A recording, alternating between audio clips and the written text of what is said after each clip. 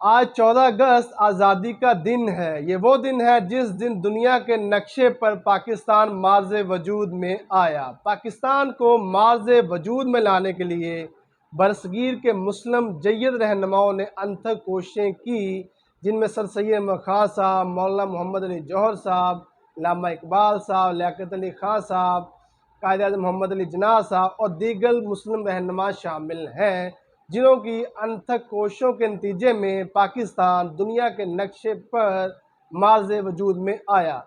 اگر قائد اعظم محمد علی جناح اور دیگر مسلم رہنما آزادی کے لیے جدوجہد نہ کرتے تو جو آج حالت برما کے مسلمانوں کی ہے، اور جو آج حالت مقبوضہ کشمیر کے مسلمانوں کی ہے، اور جو آج حالت فلسطین کے مسلمانوں کی ہے، وہی سیم حالت آج کے برصغیر کے مسلمانوں کی ہوتی۔ اس پاکستان کے ذریعے اللہ سبحانہ وتعالیٰ نے ہمیں بہت زیادہ نعمتوں سے نوازا ہے۔ سب سے بڑی نعمت جو اس پاکستان نے ہمیں دی ہے وہ آزادی کی نعمت ہے۔ ہم آزادی کے ساتھ پورے پاکستان میں گھوم پھر سکتے ہیں۔ اس پاکستان کے ذریعے اللہ سبحانہ وتعالیٰ نے ہمیں 4 موسموں سے نوازا ہے۔ موسم گرما ہے، موسم سرما ہے، موسم بہار ہے، موسم خزاں ہے، جبکہ کچھ ایسے ممالک ہیں جہاں پہ سورج کئی دن نکلتا ہی نہیں ہے، طلوع ہی نہیں ہوتا۔ اس پاکستان کے ذریعے اللہ سبحانہ وتعالیٰ نے ہمیں پانی جیسی نعمت سے نوازا ہے۔ اس پاکستان میں ریگستان ہے، تھر کا ریگستان ہے۔ اس پاکستان میں کئی پہاڑی چوٹیاں ہیں جو اللہ سبحانہ وتعالیٰ کی بہت بڑی نعمت ہے۔ کیٹو کی چوٹی سر فہرست ہے۔ اس پاکستان کے ذریعے ہم آزادی کے ساتھ اپنی مذہبی رسومات ادا کر سکتے ہیں۔ ہم آزادانہ طریقے سے مسجد میں جا کر نماز پڑھ سکتے ہیں۔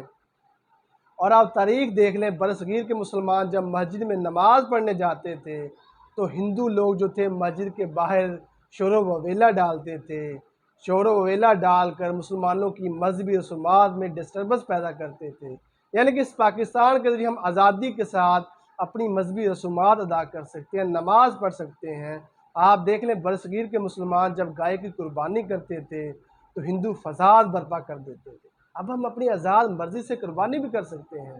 اس پاکستان کے ذریعے ہم اپنے حکمرانوں کا چناؤ کر سکتے ہیں، اپنی مرضی سے ووٹ کاسٹ کر سکتے ہیں، جنہیں ہمارا دل کرے اس پارٹی کو ہم ووٹ کاسٹ کرتے ہیں۔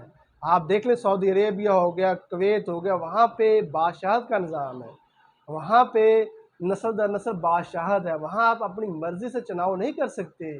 یہاں آپ پاکستان میں اپنی مرضی سے جس بھی پارٹی کو چاہیں آپ ووٹ کاسٹ کر سکتے ہیں۔ یعنی کہ اس پاکستان کے ذریعے اللہ سبحانہ وتعالیٰ نے ہمیں بہت زیادہ نعمتوں سے نوازا ہے۔ لیکن کیا کریں، جب بھی آپ سے ملے آپ یہ کہتے ہیں کہ ہمیں اس پاکستان نے دیا کیا ہے، ہمیں اس پاکستان نے دیا کیا ہے، بلکہ سوال تو یہ ہونا چاہیے کہ آپ لوگوں نے اس پاکستان کو کیا دیا ہے۔ احمد فراز صاحب جو کہ بہت بڑے شاعر تھے، وہ ایک دفعہ کسی تقریب میں موجود تھے۔ جب وہاں پہ پہنچے، کیونکہ وہ کلیریکل سٹاف سے پروموٹ ہوتے ہوئے 18ویں اسکیل میں پہنچے تھے، اور وہاں اس تقریب میں ان کے ڈپارٹمنٹ کا 22ویں اسکیل کا جو اعلیٰ بیوروکریٹ بھی بیٹھا ہوا تھا۔ جب فراز صاحب اس تقریب میں پہنچے تو لوگوں نے فراز صاحب سے سلام دعا لینی شروع کر دی اور کہنا شروع کرے، فراز صاحب السلام علیکم، فراز صاحب کیسے ہیں آپ، ٹھیک ہیں۔ وہ جو بیوروکریٹ تھا 22ویں اسکیل کا تھا، جس کے ماتحت احمد فراز صاحب بھی تھے، وہ جیلسی اس نے فیل کیا، یار میں 22ویں اسکیل کا آفیسر اور یہ میرا جونیئر، اسے لوگ سلام بھی کر رہے ہیں، اس سے آٹوگراف بھی لے رہے ہیں، جبکہ میری کوئی ویلیو ہی نہیں ہے۔ تو اس 22ویں اسکیل کے بیوروکریٹ نے احمد فراز سے کہا، جناب کیا بات ہے، لوگ آپ سے سلام لے رہے ہیں، آپ سے آٹوگراف لے رہے ہیں، کیا وجہ ہے؟ تو احمد فراز نے کہا، سر میں نے کنٹریبیوٹ کیا ہے اپنے علاقے کے لیے، میں نے پاکستان کے لیے کنٹریبیوٹ کیا ہے، میں نے شاعری کے ذریعے اس پاکستان کی عوام کو جگایا ہے، تو لوگ مجھ سے کیوں سلام نہ لیں، لوگ میری قدر کیوں نہ کریں؟ تو سوال تو میرے دوستوں پاکستانی یہ ہونا چاہیے کہ آپ نے پاکستان کو کیا دیا ہے۔ ڈاکٹر بننا کوئی بڑی بات نہیں ہے، ڈاکٹر بن کر جو غریب لوگ ہیں ان کا فری میں علاج کرنا بڑی بات ہے، ڈاکٹر بن کر اپنے ٹائم سے زیادہ ڈیوٹی دینا یہ پاکستان کے لیے کنٹریبیوشن ہے۔ اسی طرح وکیل بننا کوئی بڑی بات نہیں ہے، وکیل بن کر غریب لوگوں کو انصاف دلوانا، جن کے پاس وسائل نہیں ہیں، جو پیسے نہیں کر سکتے، جو پیسوں سے اپنا وکیل ہائر نہیں کر سکتے، ان کو انصاف دلوانا یہ پاکستان کے لیے کنٹریبیوشن ہے۔ اسی طرح ٹیچر بننا کوئی کمال نہیں ہے، टीचर बनकर गरीबों के बच्चों को फ्री पढ़ा देना कमाल है, गरीबों के बच्चों के लिए कंट्रीब्यूट कर देना। पाकिस्तान के लिए कंट्रीब्यूशन यही है कि आप जो टीचर हैं वो गरीबों के बच्चों को फ्री पढ़ा दें। इसी तरह जो लैंडलॉर्ड है, जो अमीर तरीन लोग हैं, उनका जो पाकिस्तान के लिए कंट्रीब्यूशन है वो ये है कि पाकिस्तान में वो बड़ी बड़ी फर्में खोल सकते हैं, पाकिस्तान में बड़ी बड़ी सनतें खोल सकते हैं, पाकिस्तान में बड़ी बड़ी फैक्ट्री लगा सकते हैं। इस तरह पाकिस्तान के लोगों को रोज़गार मिलेगा। ये जो अमीर लोग हैं, जो लैंडलॉर्ड हैं, उनका पाकिस्तान के लिए ये कंट्रीब्यूशन है। इसलिए अगर जो भी बंदा है, जिस भी मकाम पर है, वो उस पाकिस्तान के लिए कंट्रीब्यूट करे, ये पाकिस्तान के लिए कंट्रीब्यूशन है। आप देख लें, अल-ख्वारिज़मी बहुत बड़े जो साइंसदान थे, उन्होंने अशारी निज़ाम मुतारफ़ कराया था। उनका जो है पूरी दुनिया के लिए कंट्रीब्यूशन है।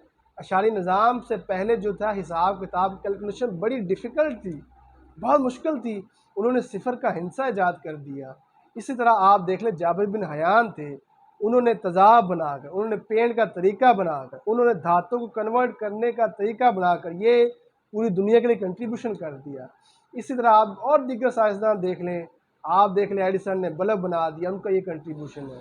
सवाल तो ये होना चाहिए मेरे पाकिस्तानियों, आपने पाकिस्तान को क्या दिया? इस तरह जो पाकिस्तानी हैं वो जब बाहर जाते हैं, बाहर जाकर अगर वो चोरी ना करें, अगर वो गैर अखलाकी सरगर्मियाँ ना करें, अगर वो अखलाकियात के साथ दूसरों से पेश आएँ, ये उनका कंट्रीब्यूशन है।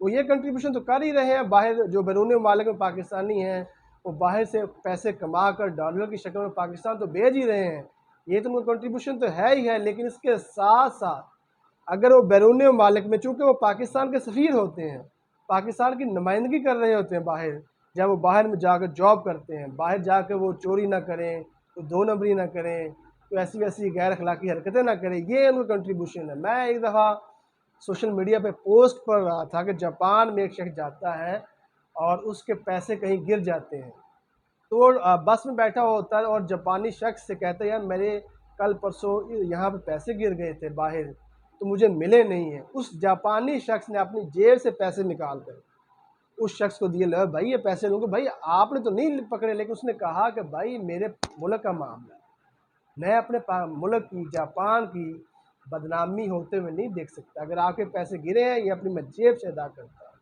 ये उनका कंट्रीब्यूशन था। इसी तरह हर पाकिस्तानी, उनसे ये सवाल बनता है कि उसने अपने पाकिस्तान के लिए क्या कंट्रीब्यूट किया है। वो अपने इलाके में सफाई करके ये कंट्रीब्यूशन कर सकते हैं।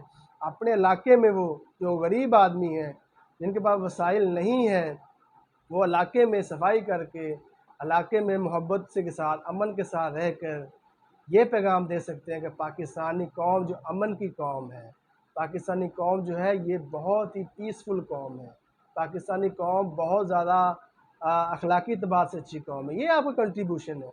आप ये कंट्रीब्यूशन करेंगे तो यकीनन पाकिस्तान दुनिया के नक्शे कदम पर, तो क्या आप दुनिया पाकिस्तान के नक्शे कदम पर चलेगी। अगर आप ये भी नहीं कर सकते तो आप कम अज़ कम एक पौधा लगा दें, पौधा लगा के उसकी देखभाल करके कल को उसे तनावर दरख्त बना दें। ये कंट्रीब्यूशन आप कर सकते हैं। तो दोस्तों पाकिस्तानियों, आपको मेरा ये मैसेज है, पैगाम है, आप जहाँ भी हैं, आपने पाकिस्तान के लिए कंट्रीब्यूट करना है। आपने पाकिस्तान के लिए जो तख्लीकी काम करने हैं, जैसे पिछले दिनों में कोरोना की वबा आ गई, तो पाकिस्तानी और दीगर लोग वेस्टर्न लोगों की तरफ देखना शुरू कर दिया कि वो कोई वैक्सीन बनाएं ताकि इस कोरोना वबा से निबर आज़मा हुआ जा सके। तो पाकिस्तानियों, आपसे मेरी गुजारिश है कि बजाय ये आप बार बार कहें कि पाकिस्तान ने हमें क्या दिया है, बल्कि आपको से ये सवाल होना चाहिए कि आपने पाकिस्तान को क्या दिया है। कंट्रीब्यूशन पाकिस्तान के लिए करिए, जैसे भी आप कर सकें, जहाँ भी हैं, जैसे भी है, पाकिस्तान के लिए कुछ कर गुजरिए। तो ऐसा जब करेंगे तो इंटरनेशनल लेवल पर पाकिस्तानी जो कौम होगी उसकी इज़्ज़त होगी, रिस्पेक्ट होगी, पाकिस्तान का नाम रोशन होगा। पाकिस्तान जिंदाबाद।